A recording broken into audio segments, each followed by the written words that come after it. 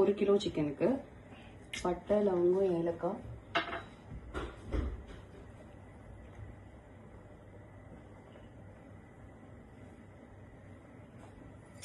மிளகு, ஜீரகம், பெருஞ்சீரகம்.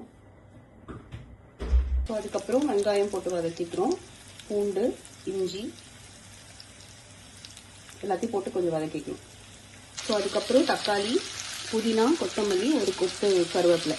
ஸோ இது எல்லாத்தையும் போட்டு அரைச்சிக்க போகிறோம். முந்திரி 4 முந்திரி சொன்னாங்க, இது எல்லாத்தையுமே சேர்த்து கொஞ்சம் வதக்கி விட்டுட்டு இதுக்கப்புறம் நம்ம தேங்காய் ஆட் பண்ணி அதையும் வதக்கிட்டு இது ஒரு பேஸ்ட்டாக பண்ணிடுவோம்.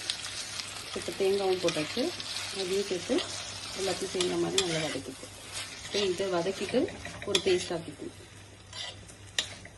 இந்த மிக்சரில் ஒரு டேபிள் ஸ்பூன் குழம்பு மிளகாத்தூளும் 1 டீஸ்பூன் வெறும் மிளகாத்தூளும் ஆட் பண்ணிக்கிறேன்.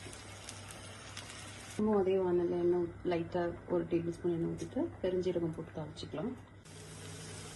ஸோ அதுக்கப்புறம் வெங்காயம் போட்டுட்டோம், கருவேப்பிலை, 3 பச்சை மிளகாய் இதை போட்டு நல்லா வதக்கிக்கிறோம். வதக்கிட்டு இதில் சிக்கன் ஆட் பண்ணிக்கலாம். 1 கிலோ சிக்கன் எடுத்துருக்கோம். ஸோ இது போட்டுட்டு ஒரு 5 நிமிஷம் நல்லா வதக்கி விட்டு